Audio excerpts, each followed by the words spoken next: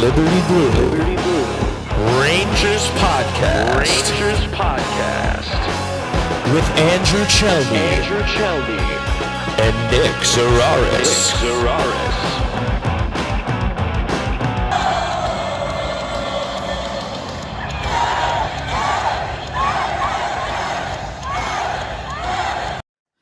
Rangers fans, welcome to the best Rangers podcast in town. I am Andrew Chelney alongside Nick Zararis, and we are Liberty Blue. We scream about the New York Rangers so that you can save your voice. That's how deeply we care about you, and we appreciate that you've joined us for the ride.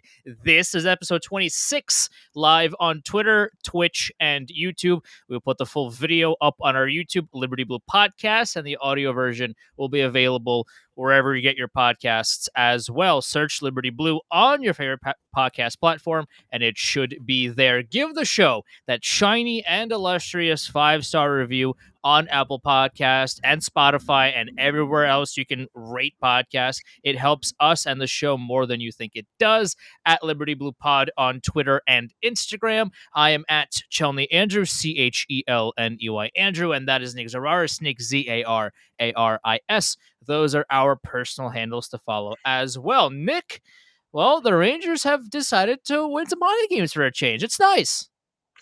The goal of playing hockey in the NHL is to win the game. It does not get any simpler than that. You dress 18 skaters and a goalie and your backup goalie, and you go out there and you try and win. And the Rangers managed to string together 3 in a row for the first time this year. They had not had a winning streak of more than 2 games prior to the last 3.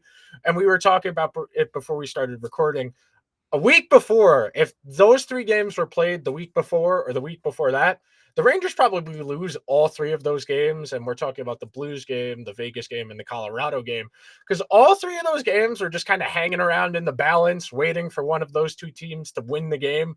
And for once this year, the Rangers were able to do it multiple times. And granted, some of this, you're going to get pushback that they didn't play particularly well. They took advantage of the situation.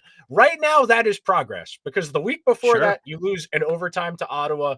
You get dumpstered by the Blackhawks. That's not good performance. Those are not acceptable performances. And to hang around against teams, even if they're not good, and find a way to win, that is incremental progress, and why I am a little more bullish than I was a week ago. A week ago, we were talking, and I've since had confirmed, I've had a few people give me tips that if Monday's game didn't go the way it went, there might have actually been some things that have happened. So along those lines, things have changed very quickly in a week, but that's the benefit of the Metro kind of being this knife fight. There's 6 teams separated by 4 standings points right now. It's going to get a lot dicier the further along we go, especially because the Rangers have a lot of division games that still need to be played. They haven't played Pittsburgh yet. They haven't played Washington yet. They played the Devils tonight after I'm recording this. They have the Islanders one more time. It's going to start to get real very soon. You can keep saying there's plenty of time. There's plenty of time. Pretty soon, we're going to be in January, and then you're 2 months to the trade deadline, and then you know who's for real and who isn't. It's going to come a lot faster than you think it will. The thing about last week's games is that the only good win they had, and again, every win at this point is a good win, but in terms of it, they played 3 games, they won all of them, but the one game that they really played well in was Vegas. Now, granted, no Eichel, no Pietrangelo, but still, they played well, and in the third period, they skated circles around Vegas, and then they scored 3 quick goals, and that was the game. They played well in that game. A credit to the Rangers for actually showing up to a game, because in St. Louis, that was a dumpster fire of an experience. Jordan Binnington is just bad at his job right now, so the Rangers won that game. And in Colorado, they almost lost to an AHL team. And if that game happened 3 weeks ago when the Rangers were flailing and falling out of the sky, they would have gotten dumpstered there too. But because this is, I don't want to say the Rangers got out of that bad stretch, but if that happened a couple weeks ago, they would have lost that game handily. The Avs hit a few posts. Like that game was won basically because of Shesterkin, and if he plays marginally worse, the Rangers lose that game. So that was a prime time Shesterkin's going to steal a game kind of experience when he didn't need to do that.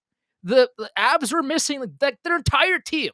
It was Val Nichushkin coming back from an injury, and you have Mikko Rantanen, and that was it. Like, and you have Cale Makar. That's it. That's the whole team, and you barely win in overtime. Listen, they won the game. That's what's important, and they'll take the 2 points however they can get them. But at the same time, like, that doesn't give me a whole lot of confidence moving forward. Like, this was essentially an NHL team with a bunch of, with a few NHL players sprinkled in there, and they had to rely on their goalie to make some incredible saves to barely win in a shootout. Like, dude, like, come on.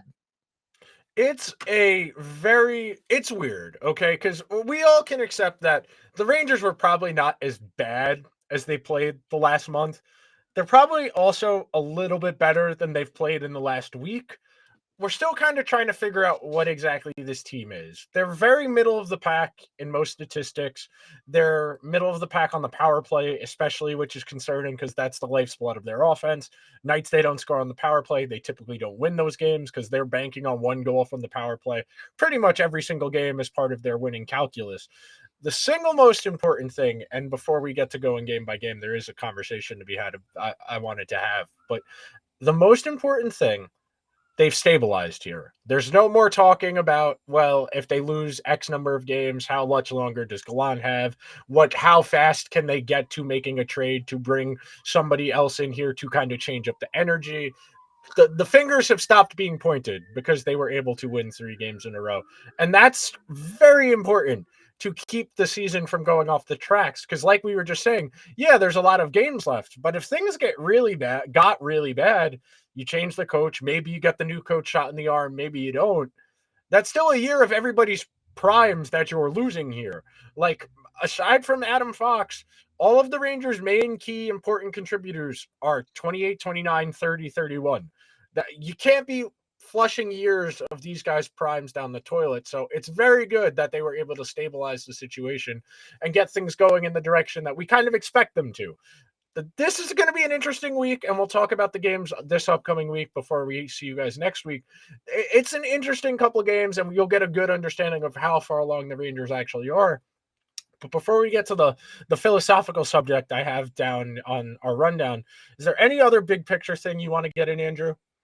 The thing about, real quick here, I tweeted this out earlier this week as well, is like the thing about the Gallant firing, as an idea in the ether, is that, okay, well, if you move on from Gallant, who is available? And the answer is you have Barry Trotz, who does a lot of the same things lineup wise that Gallant does and that people don't like that he does.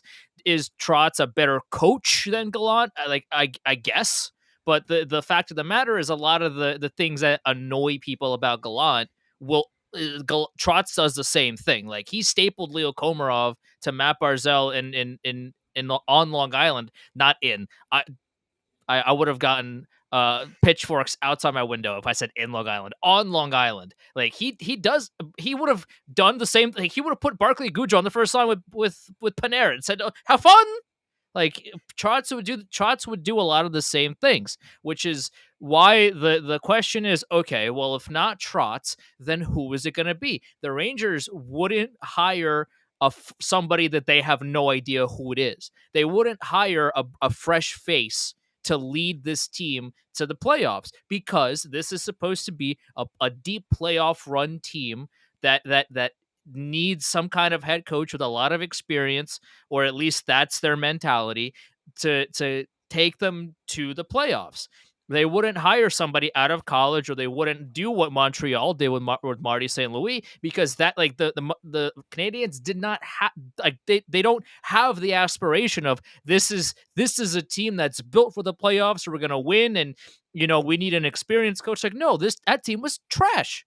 So they tried out Marty St. Louis and said, hey, he can't possibly be worse than what we had, so let's try Marty St. Louis. And it turns out that Marty St. Louis is actually pretty good at this coaching thing. Like, the Rangers wouldn't do that because the aspirations for both clubs are different. If they were to fire Gallant, they would need to go and hire a familiar face. If not Trotz, are they gonna bring up their Hartford Wolfpack coach? Like, is that their would that have been their gotcha moment of this is our experienced guy who we're gonna bring up and hopefully he does good things for us? Like, I don't know what the solution for them would have been. I don't think they would have looked at Trotz. Maybe not, like, because again, like, the styles are similar in a way. He does a lot of the same lineup decisions that Gallant makes that we find very annoying. And like, okay, well, they wouldn't hire Marty St. Louis. They wouldn't hire a new face. They need an experienced players. They need experienced guys. So either it be Chris, I think it's not Knobloch. Yeah, That's his Knobloch. last name. Either him or Barry Trotz. Like, those are basically the Rangers' two options at head coach if Gallant gets fired. Yeah, no, that's the thing. And a lot of time, and this will transition nicely into what we're about to talk about where you're coming from to understanding these types of stories and these types of events and getting a better understanding of that in terms of just being able to process what's going on around you better. Like this morning, Elliot Friedman did the hit on NHL Network to talk about Patrick Kane. And just like, you got to understand, Elliot Friedman is doing a spot on NHL Network on daytime TV where in between the segments of panelists, it's infomercials, stuff to enlist in the military. It is stuff for people who are at home during the day, who are unemployed or working from home with something on in the background. Elliot Friedman is not giving you good information on NHL Network. He's going to give that to you on Wednesday Night Hockey on Sportsnet or on Hockey Night in Canada. He's going to put it in 32 Thoughts. They'll talk about it on 32 Thoughts, or he will just tweet it if he has actual news to break. What that is speculation. Speculation is not the same thing as reporting, but because of the lines being blurred in the contentification of journalism, which is bad for everybody, it's really hard to just get a straightforward answer about anything that's going on. And why Andrew and I spent the entire summer complaining about the insiders saying, well, maybe something is going to happen. Well, you went to journalism school. That is not journalism. That is speculating. You saying, I am hearing. That's not journalism. It's nice that you were hearing things, but unless you can verify this from a second person, that is not reporting. That is speculating. And it's part of the problem sports media in general has right now is it's not journalism anymore. It's content. It's, well, we have to sell ad space on this TV network, on this podcast, on this website. We need trade rumors. Trade rumors will always get clicks. And this is going to start the metaphysical thing I have in the rundown here about what box you belong in, because it's very straightforward. You're either coming at this as a fan, a well-informed fan, a content person, a journalist, or an expert. Those are the boxes that people fall into in the hockey sphere. And most people, the vast majority of people, like I saw a tweet today and I read something about it because I was curious. 90% of the people who use Twitter only tweet once or twice a week. That's it. 90% of the people are just there to get information. They are not there to contribute to the conversation. And that's the vast majority of people. They just want to know what's going on with their favorite team. That is why free agency, trade rumors, that stuff is golden, because that's easy. They don't need to know anything beyond just, oh, my favorite team is interested in this player. That's all I need to know. That's great. I can talk about this with my friends. I can talk about this at work. The informed fan is somebody who's got a subscription to a news publication, whether it's The Athletic, whether it's, I don't even know who does, whether you're subscribed to like a Patreon for a hockey analyst who does like statistics and stuff. Those are the types of like fans. Jay Fresh. Yeah, like people like Jay Fresh, people like Corey Snyder. Those are people you will see, those fans who have that information, you will see contributing to the conversation, who are replying to journalists, to content people, to experts, because they're trying to get a deeper understanding. They want to know why things are happening.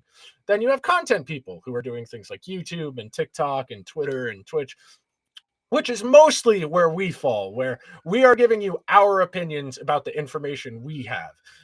This is not the same thing as doing journalism. We are not breaking news. We are not talking to sources. Occasionally, we get a tip, we hear things, great, but we don't report them because we cannot independently verify them. Yeah. You have journalists where you have insiders. Those are the people who are constantly tweeting things into the ether and trying to further the conversation, and are newsmakers in themselves, because when they report things, that sets the agenda for what everybody else is going to be talking about. And then the experts are people who are firsthand, the people who design the statistical models, the people who are directly in the hockey community, whether they're a scout, whether they're a data analyst, a visual coach. Those are the people directly involved in the game and are going to typically be the people that content people and journalists are going to be talking to get a better understanding.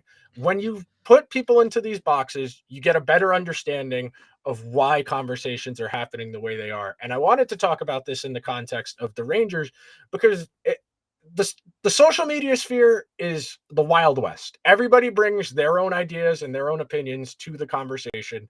And it's very hard to have a conversation because everybody brings their own opinion to the ether.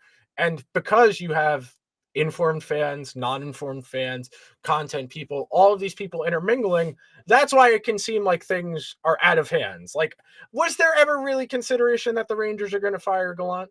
Probably not. But there was enough of a groundswell that, okay, well, we've got to humor these people, so they'll look at the tweets, so they'll click on the links, etc. That's all into this, what's the word I'm looking for? Ecosystem, this media ecosystem that feeds into itself and why it self-perpetuates. We're going to hear about Patrick Kane to the Rangers 1,000 times between now and March 2nd, unless it happens before then. The thing about the Patrick Kane trade, and I know we talked about this before, but because Elliot Friedman brought it up, we have to talk about it as well. The thing about Patrick Kane is that we have to remember that we are not trading for what he did in the past. If you are trading for a player, you are doing it on the assumption that he is going to provide good value for your team as soon as he lands moving forward. If you trade for Patrick Kane because of what he did during the Stanley Cup runs, you are a loser. Like, you in the like, not in terms of like you as a person. I'm saying like in terms of good clarification. Yeah, right. Like, I'm not, like in terms of the trade aspect of it, you are the loser of the trade because you are not trading for, like, if for example, I know we talked about this like before the show, like if Ryan O'Reilly for whatever reason gets offered to the Rangers in a potential trade package because the Blues are bad and Ryan O'Reilly is going to be a free agent after this season, 1,000%, I would much rather get Ryan O'Reilly than Patrick Kane. Patrick Kane, 34 years old, and right now his bar graph chart is awful. But like, forget analytics for a second. Just watch the dude play. He can't defend to save his life. Well, he's cherry picking. He's always cherry picking. He scored 3 goals the entire season at even strength. He's a power play merchant right now. The Rangers have enough of those. They don't need another one. They have the whole team is a power play merchant. Like, why add Patrick Kane? Another one? Yeah, the Rangers, that's what the Rangers needed, is more power play merchants, actually. I don't know if you know that, Nick, but the Rangers don't have a lot of power play guys, and so if you add Patrick Kane to the mix, that'll solve all of the issues. Now, I don't know if you know that, but with Ryan O'Reilly, at least he could play both ends of the ice. Ryan O'Reilly is an elite player. If he, and again, like, we don't know for sure, we're just speculating because of this is his final year of his contract. The Blues and his camp aren't really talking contract right now, and the Blues are bad. So if they continue to be bad, there's a decent chance that he might become available closer to the deadline if the Blues continue to fall off a cliff as they have been. 1,000 times out of 1,000, go for Ryan O'Reilly. Like, Patrick Kane is solving nothing for this team, and I know Elliot Friedman mentioned it because what else is there to mention right now? It's December 12th, 2022, and he's on daytime TV, as you mentioned. Like, if he's going to break any news, he's going to do it on his own terms. He had to mention it because he reported it in the past, and what else is there to talk about? But Patrick Kane, I was debating somebody on Twitter earlier today that was like, well, he has experience. I'm like, dude, I don't know how to break this to you, but they gave Barclay Goodrow a lifetime contract because he has experience. Like, how many of these hashtag experience guys do you need? We have Sammy Blais. Sammy Blais won a cup. We don't need more guys who already won a cup. Sammy Blais got a ring.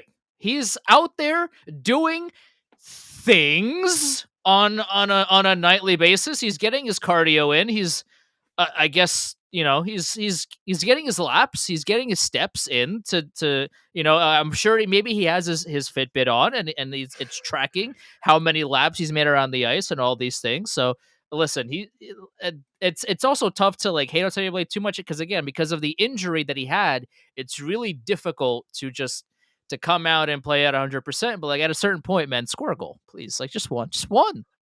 The olive branch I can extend for Sammy Blais right now is if you go on to hockeyviz.com, which is a beautiful resource. I use their visuals on the show all of the time. It's well worth the $8 a month for the information you have access to.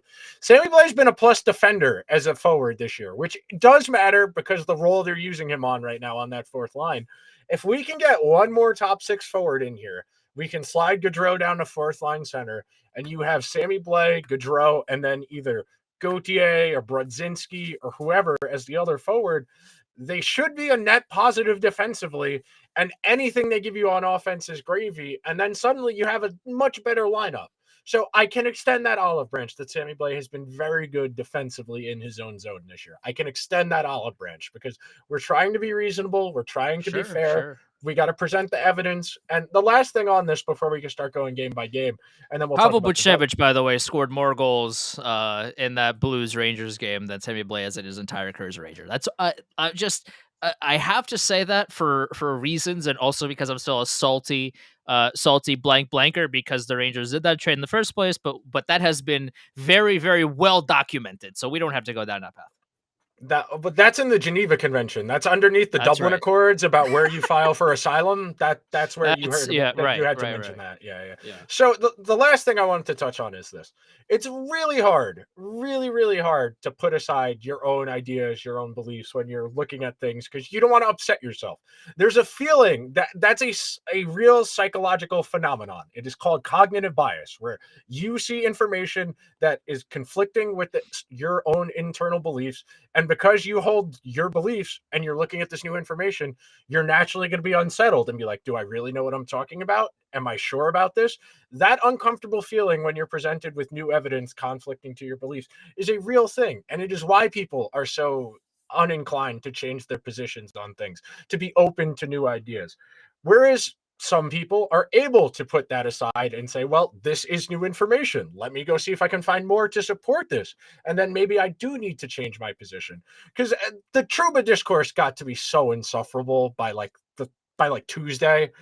No, it got really annoying when I forget who wrote the column. So one of the beat reporters wrote a column about, well, because Trouba got in 2 fights and threw his helmet, the Rangers won 3 games in a row. Like causation and correlation. God, dude, causation and correlation. They are winning these games because Igor is playing well. That's really it. Yeah. And we're gonna talk about that coming up in a second here, but when we start talking about each individual game. But that's the reason. It's great that the guys themselves feel like Trouba doing that is making them feel better. They're playing better. Maybe because they're feeling better, they're playing better. You can maybe make that argument. But let's slow our roll here. Let's be grounded in reality. If the Jacob Trouba fights / helmet throw was the reason the Rangers won those 3 games last week, then he should do it again. He should do it again, and 2, maybe don't be responsible for 4 of the 5 goals against the Chicago Blackhawks. But hey, I don't have a verified check mark next to my name. I haven't bought Twitter Blue. I'm not going to do that either. So I don't even have a fake check mark next to my name. What do I know? I guess, but if you're gonna say that this was the catalyst for the Rangers winning the next 3 games, then why not also say that because of what he did on the ice against Chicago, they got dumpstered. It could go both ways. He was on the ice for multiple goals, and we talked about it last week. He took himself off the ice for 17 minutes, got back on the ice, took another penalty, and the Chicago Blackhawks scored. It's ridiculous to say that. Oh yeah, because of that thing that he did, that essentially took him out of half the game. the Rangers won the next 3 games. Yeah. A+. So we can extend some kudos here. In the last week, Jacob Trouba has not been on the ice for a goal against at 5-on-5. He has That's a golf been clap. better. Golf clap. Yeah. He has Yeah. been better the last week, and that is important. We talked about it on the show last week. Trouba and Miller play 20 minutes of the game. There are 60 minutes in the game.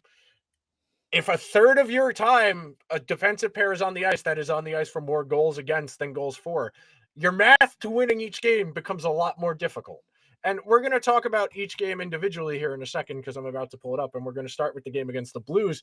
The Blues controlled that game. That was an ugly hockey game. And there's 2 separate things up here. I have the Rangers heat map at 5-on-5, and then I have the expected goals breakdown, and it's broken up by each individual player.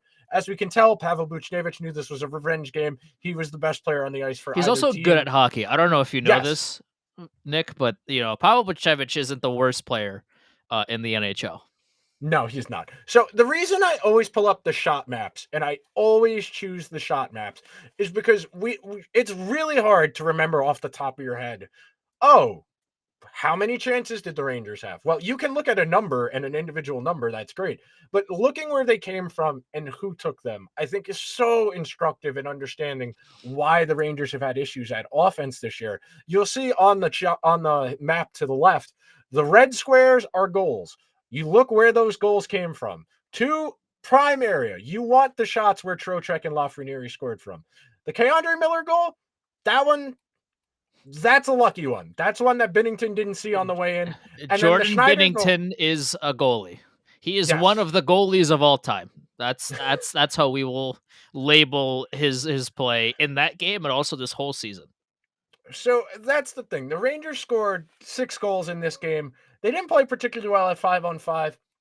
They got a gift. They scored above what they were expected to. And again, as we often say, expected goals does not mean this is what's going to happen. Based on what we saw happen, this is what happened. Okay? It's not predictive. It is I can't think of the word to describe it. It's not it's descriptive. It's describing what already happened. It's not telling you what is going to happen. Because something is happening doesn't necessarily mean it's going to happen. But in this case, the Blues played pretty well in this game. The Rangers played okay. The 1.5 expected goals differential is ugly, but the fact that the Rangers won this game, Igor made a couple timely saves, that's what matters in the context of understanding what these statistics mean. They played a little bit worse than they probably should have. They still managed to win. That is a sign of progress. Like we were saying off the top, it is really important for them to find ways to win games. The Rangers basically just got gift wrapped that game because Jordan Binnington is not very good this season, and if that was Jordan Binnington at average NHL stats, or maybe that's not even going back to his Stanley Cup numbers, like the Rangers will lose that game. The Rangers essentially lost that game because Binnington lost it, and that sometimes you need those games. It comes down to the fact that hockey is a weird, stupid, silly sport, and you need these things to happen over the course of an 82 game schedule for you to make the playoffs. Like this is one of those games where the Rangers did not play as well as St. Louis, but because the goalie battle was so lopsided, the Rangers won that game despite St. Louis doing everything they possibly could to negate that. Shesterkin was as good as he needed to be, and Binnington was bad. And that's the story of the game. So at least, again, this is one of those situations where the Rangers, did they deserve those 2 points? There's an argument to be had for both sides, but at the end of the day, they got the 2 points. And right now, because the Rangers have kind of been treading water and haven't been doing as well as we would like, we'll take it. We'll take the 2 points. Yeah. Moving along here to the next one. Against Vegas, this game, the final was 5-1. it obviously felt a lot closer than that. Again, I have the heat map up there. Look who's taking the shots close to the net. It's Gaudreau, it's VZ, it's Sammy Blais. It's people who go to the net because they are not more high-end guys. The more high-end guys are going to be inclined to take more difficult shots. The more talented of a shooter you are, the more likely you are to make a difficult shot. But you see Zibanejad not really in the mix. Panarin 1-2 chances in the mix. Kreider non-existent in the mix at 5-on-5. It's frustrating when your team's best players, and this is the cliche, you got to go to the dirty areas if you want to win the games, but the Rangers' best players don't do that. And that is part of why it seems like it's so difficult for the Rangers to score at times, because the team's high-end players make difficult plays as opposed to trying to just keep it simple, get the puck on the net, look for rebounds, look for deflections. And that's a mental barrier. I don't know if you're ever going to be able to get the Rangers' best players to buy into playing that specific style for an extended period of time. It's frustrating. They won that game, but they didn't play particularly well. Even though they did win 5-1, the power play was the difference in this game. The two Zibanejad power play goals, really the difference, and then the empty net goal. Right, but it goes back to our conversation of like this team relies on the power play to win games. If Zibanejad, because he can't score at 5-on-5 for what, like he refuses to do it. He's scored like a couple this whole season. Like he just refuses. If it's not on the power play, he doesn't. He chooses not to score. I guess I don't really know, but like the Rangers relied on their power play and it came through. And then the third period, like that was all Rangers, and it wasn't even close from there. They got those 3 quick goals, and then like that was it. No one really cared about that game after the 5th goal was scored. It was like, all right, well that's GG, go next.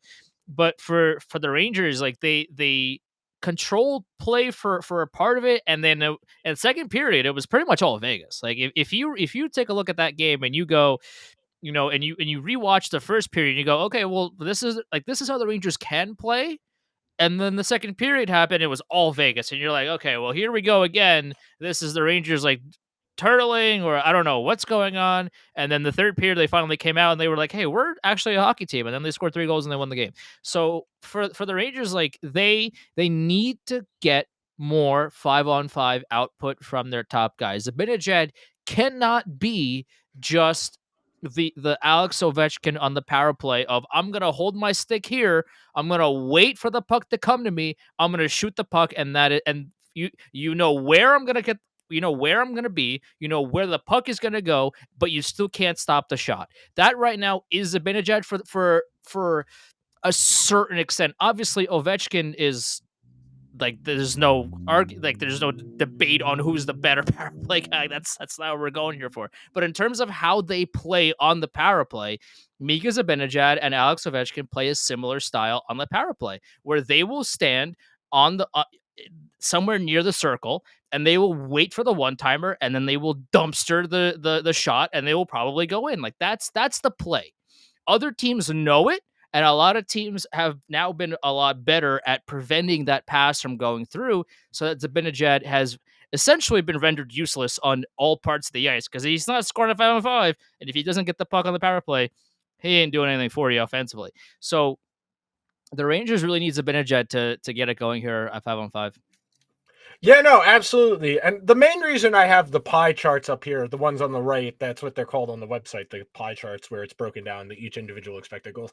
Just a visualization of how good Igor was in that game, considering that they were close to 3 expected goals at 5-on-5. They scored a goal on the power play, and they only conceded 1 goal in the game.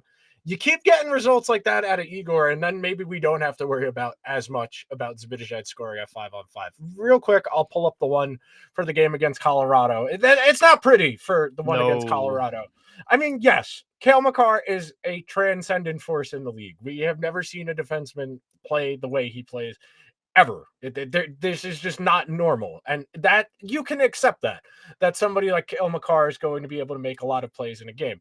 But for the Rangers to get that outplayed at 5-on-5 against a team that is severely depleted, where Val Nichushkin and JT Compher and Andrew Cogliano are playing significant minutes because guys in the top 6 are injured, That's that it's just not acceptable. It's great they won the game, but again, you get into the bad habits, you start relying on Igor too much, and really quickly you're back to square one. That's really the last thing I wanted to talk about it with the visuals is just you can't let just because you won the game. It's the same thing with Gallant saying I'm not changing the lineup after a win.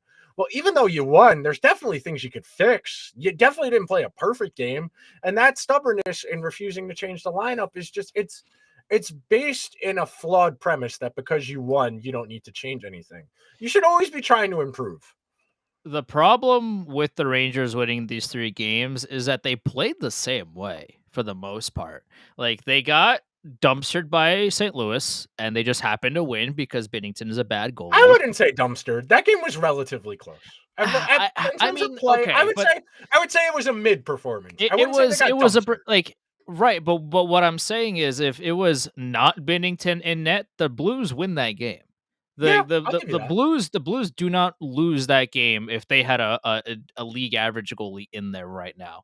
With that that's what I mean by that. So the Rangers didn't play well against St. Louis, happened to win. They played better against Vegas, but the second period was still trash. They got lucky there, and then the third period happened, and the Rangers scored a bunch of goals, and that was the game. Colorado, they 100% deserved to lose that game. That was a trash performance by against the Colorado Eagles, and they still almost lost. They needed to take it to a shootout just to win the game against an AHL team. So the results are different and they have started to win games, but the process has stayed the same. That's the problem with the Rangers winning these games right now is that this is great. They're piling up points and they're finally, I guess, quote unquote, figuring it out, all these things but it shouldn't be forgotten that the process that has gotten the Rangers to this point has not changed at all. It is still the same team and the same process and the same mind-boggling lines and the same coaching system and the situation. Everything has stayed the same.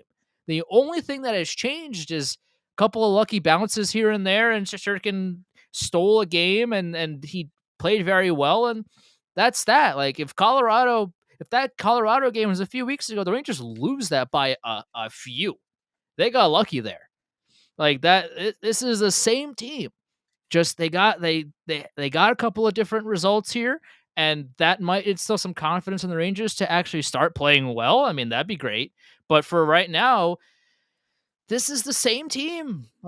That's what is making me hesitate to say that they're fixed or whatever. It's not like they skated circles around St. Louis or against the Avalanche, a team that, like we talked about, was pretty much an AHL team.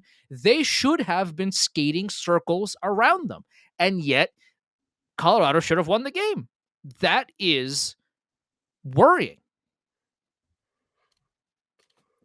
No, I completely agree with you. It's definitely worrying, but at the same time, let me hope they have gaslit themselves into some irrational confidence and they actually start playing well and start the perfect example of this is Braden Schneider just letting it rip every time he shoots. And he's been doing that since last year, but the puck is going in now, which is a pleasant surprise, which part of the reason they've been getting lucky is that he's just letting it rip from wherever he is on the ice. The thing about Schneider, people call him Baby Trouba. The problem with that is that Schneider's shots hit the net, yes, whereas Jacob Trouba might hit the hot dog guy. That's kind of the difference. As I don't know if you could call Schneider Baby Trouba if his shots are actually one hitting the net and two he's actually scoring goals. Maybe Trouba's Baby Schneider. Who knows? Who knows? Who knows? All right. Last thing before we do 3 stars and we get to a little Devils talk, because the Devils are one of the best teams in the league and just about the game. Can we please stop with whenever a guy goes to another team, immediately making them out to be the problem? The Georgiev discourse was insufferable over the weekend. Why do you care that much that he's on another team now and the Rangers waved at him after they won in the shootout? Good Lord, man. I get that we're bored and we're all on the internet because we're bored. but you gotta have something better to argue about. Yeah, Georgiev made it clear to the Rangers he wanted to go somewhere where he would have an opportunity to start last year. He still played. He was still on the team last year. They were better last year with him. He was better last year than Halak has been so far this year. They couldn't keep him because of the money. Let's not pretend he was Hannibal Lecter. He's the reason things were bad for them. Yeah, and maybe you get a little defensive about somebody being like, well, I don't want to be on this team anymore because it's your favorite team. But like, aren't we adults? Like, life happens, things change. It's very childish. I gotta say, like, listen, Alex Georgiev had his moments as a Ranger. It's not as if he was, he wasn't very consistent.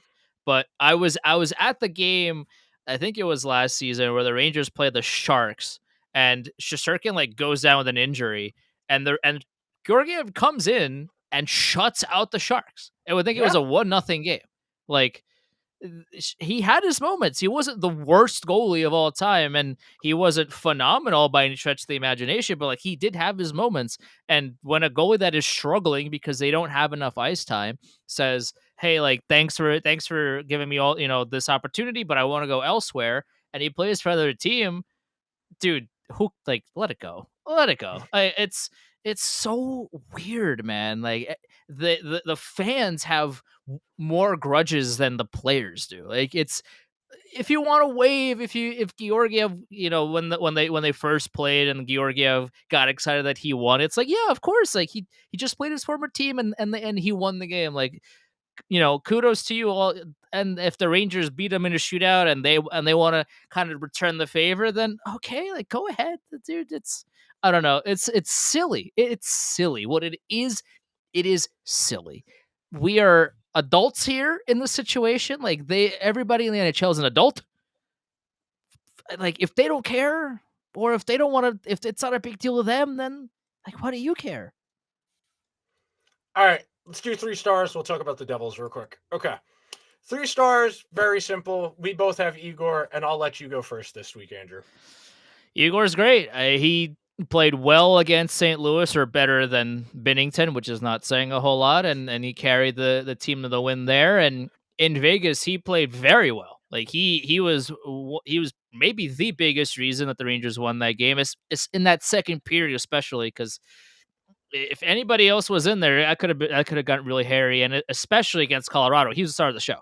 Igor was the star of the show for the Rangers against Colorado. He shouldn't have done that. They should have played better, but they did their best. We're gonna play with Henrik Lundqvist impression and just basically let Shesterkin have 90 saves and en route to a win that they should have handily won by a lot more. And Braden Schneider scoring goals. Like, he's doing really well. He's confident. The shots, as we talked about, are actually hitting the net, which is, you can't say that about every defenseman on the Rangers. And they're going in, and he's got a lot of confidence, and that's good. So let's see more of that. And also, hasn't been bad defensively. That's also super important to know and to talk about when you're talking about defensemen, because their first objective, more than anything else, is to defend. That's what being a defenseman is, first and foremost. Braden Schneider, on top of holding his own defensively, is also pitching in with goals. He gets a star. And Capo Caco, I mean, if he finally like learns to finish his chances, he might have 40 goals. Like, if he I know he scored this week, but like, if he just put in some of the chances that he had, he'd already be at double digits. Like, he's had so many great opportunities where he creates the play, creates the space, creates the shot, but the counting stats aren't there because the puck like hits off of someone's like piece of gum or like whatever, and it doesn't go in the net. And that is so infuriating if you're watching Capo Caco play, because he is doing so many things well offensively, but the counting stats aren't there, which is why you see Facebook fans wanting to get him traded, because he doesn't have the counting stats. But if you just watch him play for a second, you'll understand that, oh, like, this dude has it. Like, this dude is really starting to figure it out, and the counting stats will come eventually. So he gets my star. Yeah, no, I got Igor. Igor's he was 860 against the Blues. Bleh. He was 950 something against Vegas, 960 something against Colorado. That alone, outstanding. Stole 2 of those 3. I have Truba's helmet because I'm going to be nice to the people who think that made a difference over the last week. And then positive aggression, the actual reason the Rangers have played better in the last week, the puck is going in the net. It's that simple. They were losing a lot of games by 1 goal because they weren't getting bounces. They weren't getting lucky. Binnington threw them a bone. They got lucky. Against Vegas, they hung around. They waited. Their star players made more plays than Vegas's. And then Friday against Colorado, Igor made the plays. It's that simple. They had a really rough streak of bad luck. They got some goal luck. It's a lot easier to play when you're able to score more than 2 goals a night. I think the Rangers should continue scoring more than 2 goals a night. It's a good plan, Yeah, that's the way that Jared Gallant should draw it up to the boys. It's just like, hey, let's go out there and score more than 2 goals a game for our goalie. Why not? And maybe they'll listen. Bro, they're gonna make Igor cry if they keep losing games like 2-1 where he's like, I got to be better. Like, bro, it's not your fault. We understand. We understand. It's not your fault. All right, real quick. Lundqvist did that for his entire career. Yes, correct. All right, real quick before we get out of here, so I can eat dinner and we can watch the Rangers play the Devils. Expectations for the game tonight? Please play better. Like, just play better than you did against Colorado, and also play better than the last time you played the Devils. Because like that game, I was watching that game, and it looked to me like the Rangers like didn't care to be there. For a lot of that game, the Devils like they didn't have the big pressure that you would associate that scoreline to be. They just kind of like just did their job, and the Rangers were like, "We'll let you have it."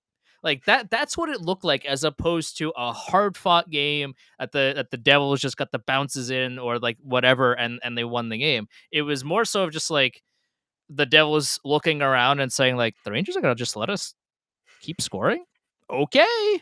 And then they did. Like that's what it looked like. I need to see the Rangers show up as like, this is Rangers Devils. This is, if you want to go back to like the the 90s and the 2000s and like all this rivalry, like this is a rivalry.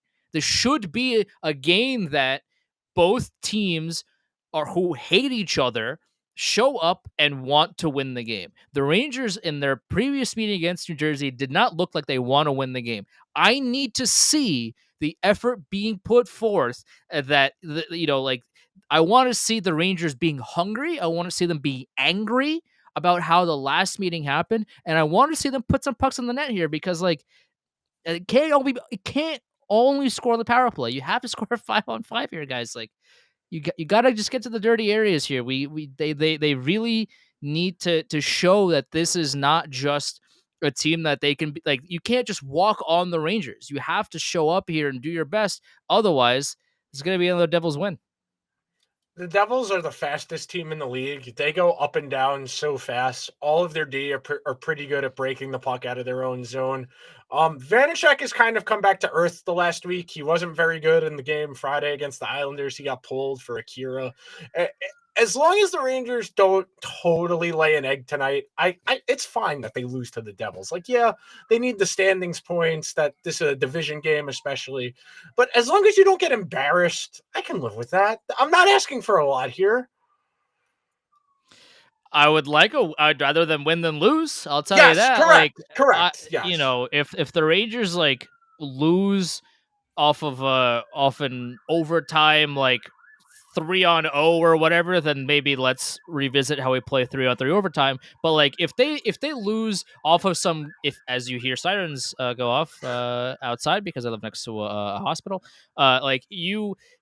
there's a difference in how you lose. If the Rangers lose because of some ridiculous bounce that just finds its way into the net and the Rangers lose 3-2 or 2-1 or whatever, it happens. But if the Rangers get trashed on 5-1 or 6-2 or whatever because they are bad, then that's a whole different way of looking at it. Like it's still 2 points at the end of the day. It's still one game, but how you play and how you lose matters. If you play a really close game and there's just a puck just bounces off of 8 people and goes into the net, and that's how you lose, whatever. Like that happens. It's hockey. Hockey is weird and silly and stupid. If you show up, like if you come to the game and you don't show up mentally and the Devils skate circles around you, that's a problem.